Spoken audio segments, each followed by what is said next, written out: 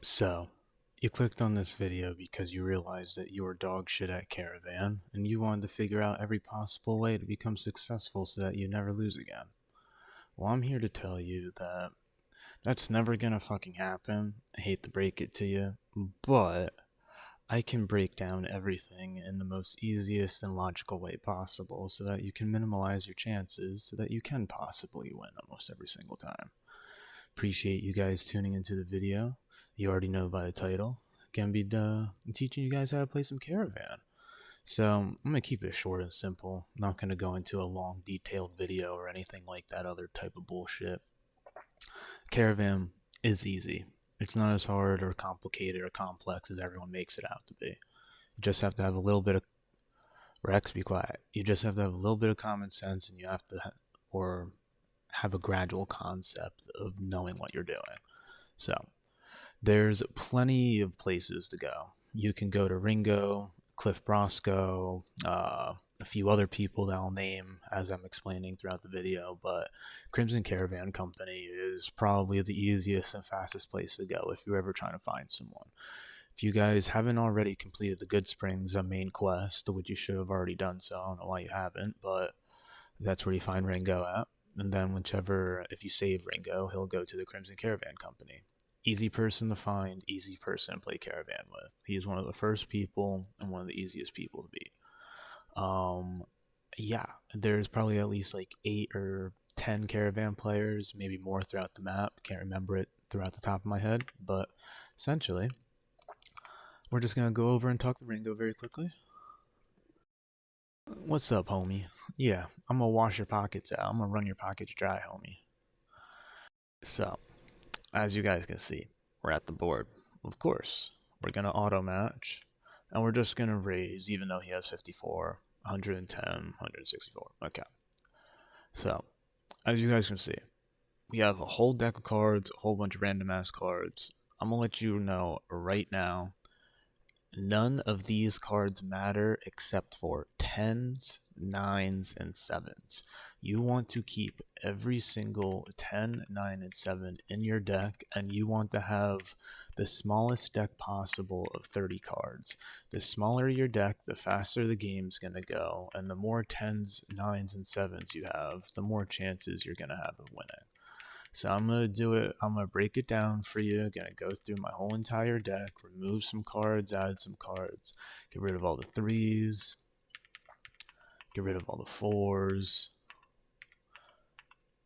Depending on how you play, you can, or depending on how many cards you have as well, because you might not have enough 10s, 9s, and 7s to uphold on what you're trying to do necessarily, you know what I mean? So I typically try to keep like 4 6s in there because I don't think I have enough, but go and add all my 7s. Get rid of these 8s. These 8s are horrible. You do not want them in there. They're going to fuck up your game, trust me. Keep all your 9s. Believe I have, oh wait, I got another 9 hidden in there. Yeah, that 9. We got a 10 right there. Add those bad boys in. Get rid of these jacks. Jacks are horrible. You don't want them in. They don't do anything. I'll explain later on. Queens, depending on how many you have, I typically want to try to keep at least like, let's get rid of the jokers because I know that those are going to be a problem. So as you can see now, we have 28 cards. We got about like 4 kings. We're going to have about like 5 queens, I think, if I'm not mistaken. And then we'll have a full caravan deck of 30. So typically, you want to have 10s, 9s, and 7s, but if you can't have all of that, try to fit some 6s, queens, and kings in there. And I'll show you why in a second. So we're going to go play our game now. And your caravan deck automatically saves every single time that you set up a new deck, so you don't have to worry about that. So now that we got our cards, you see, we already got a good layout right there straight off the bat. You always want to start off with your highest card. Don't worry about what the other player's doing or how many cards they have or what the fuck. That doesn't matter. All you're worrying about is your deck and your deck only. Place a 10 down. Place another 10 down. You always want to do the highest card in your deck. If you don't have a 10, pull out a 9, so forth. So now we got 10s, 10s, and 10s. This is good. So now, essentially, long story short, Kings fuck up the other person's deck. The most simplest and best way to put it without going into detail, a king will essentially help you destroy the other person's deck. So I'm going to wait for them to get to around like 23 or 24, and I'm going to place the king down and show you why. But for right now, place a 7 down right there. Alright, so he's at 24. So I'm going to grab this king, move over, place it down. Then look, he's at 32. I fucked up his deck where I fucked up that track, so now he can't use it anymore until he discards it or puts down something else to minimize that. So I got 9 right here. Can't place it down right there, so I'll move it over into this deck. Now I'll wait a little bit longer, pull out a 9, place that down right there. So as you can see, I got 17, 19, and 19. I'm going to grab this king I have over here, pull him out. So he's at 26. I kind of made a mistake right there. It probably wasn't the best idea.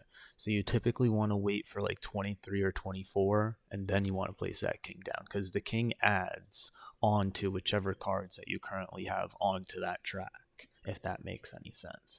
So if you have a 10 under the king, it's just going to multiply it to a 20. So say if you have a 8 under a king, it's just going to multiply to 16. Does that make sense?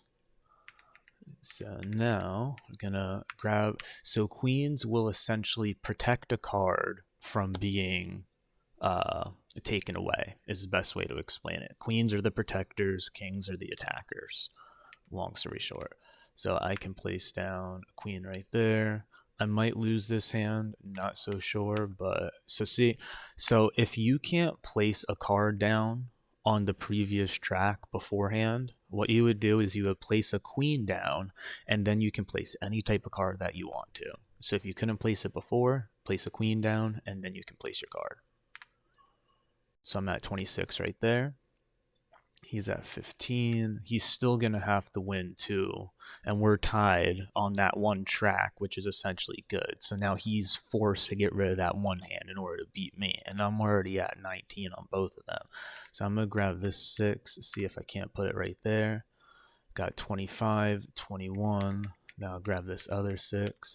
See if I can't put that right there. Okay, so he's doing bad. So he just fucked up his own track right there. So now I have 26, 25, and 25. I should have essentially won by now. This is actually a good thing to show you guys. I'm glad this happened, because this does happen in some of the games. So I'm just going to keep on playing it out. I'm going to place a queen on top of there. Force him to get rid of that. Place a queen on top of there. Place a queen on top of there. Then see, look at that. I win. So he fucked up his tracks. I had 26 and 25 and 25, and I forgot the main part of the whole entire game. You want to hit 26. You want to get your numbers in between 21 through 26. Those are the prime numbers. Anything, so 22, 3, 4, 5, and 6. And nothing above, and nothing under. You don't want 20, and you don't want 27. And then you'll always be bound to win at least like 85% of the time. There's always going to be that 10 to 15% chance to where the computer, the RNG, just kind of screws you over and it's like, what the hell? But I'll give you another little example very quickly so I can talk to him again. Let's play a hand of Caravan. Go to auto match, raise.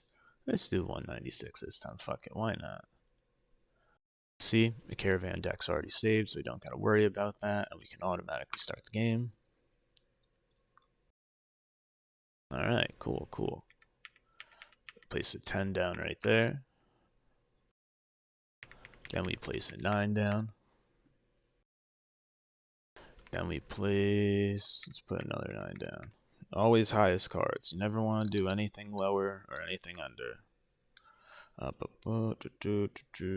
Alright, so now he got rid of that deck, which is essentially a stupid thing to do. You never want to do it at the beginning of the game. You always want to wait till they're at least in the 20s, because that essentially ruins that king or whichever card that you're using.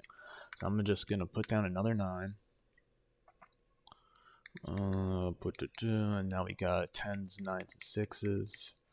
place one down right there.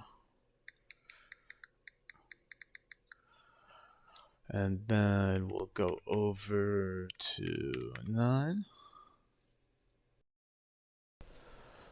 Then we got a 6 right there and a 6. So I could probably put that right there, lock that out at 23, which is good.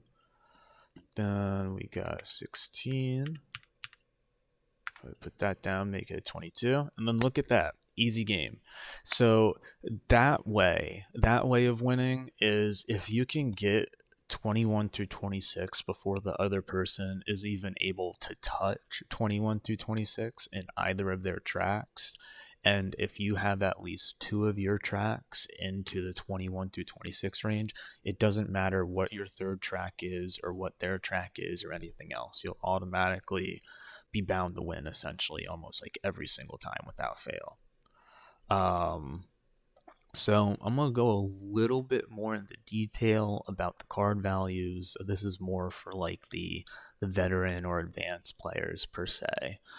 But essentially, the Joker's effects change based on whether or not it is an ace or a numbered card. Multiple Jokers may be played on the same card.